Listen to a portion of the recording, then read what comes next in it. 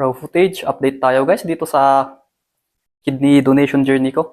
And ngayon, natapos na po ang pagkuha nila ang pag-donate ko ng aking kidney 2 days ago yata. Okay. And ngayon, nag-rest na lang po ako.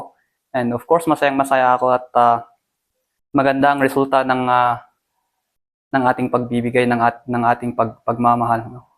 Walang makakapantay na kahit na anuman dun sa saya na ating ibinigay sa taong nangangailangan. And hopefully,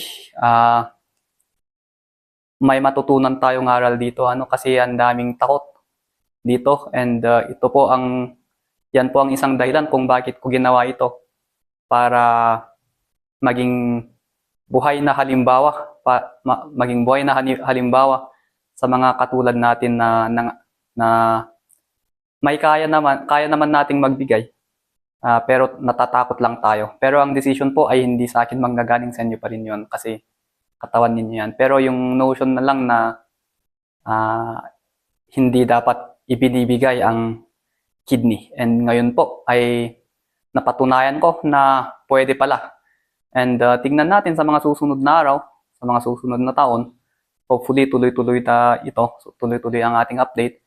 So, yes, masayang-masaya po ako. Yung kidney ko po ay maganda, na ibinigay ko po ay napakaganda ng resulta sa taong aking binigyan. And ako, wala naman po akong ibang nararamdaman, kundi itong sakit lang ng hiwa. Sobrang sakit lang talaga. Yun lang asahan nyo kapag ginawa ninyo ito. Yung sakit lang talaga ng after operation. And sa mga ibang kwento po ay ikukwento ko na lang siguro paglabas natin dito. Pero sa ngayon, ito muna ang ating maibibigay na update. Masaya po ako. And sana ito rin ang simula na para hindi tayo matakot sa mga ganitong situation. Kasi sinasabi ko nga ang pagmamahal minsan ay may kasamang presyo.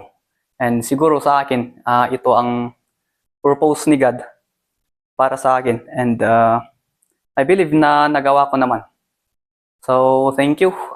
Update na lang siguro ako sa mga susunod na araw. And meron akong nakukuhang clip, hindi ko alam kung may ibibigay pa sa akin. And yun na lang din ang isang abangan natin. Kasi I do not know kung uuwi ako bukas or sa susunod. Kasi nakakapaglakad naman ako pero hindi pa ako ganun kalakas. Pero so far, maganda namang vital signs ko. And yes, thank you. Keep supporting please.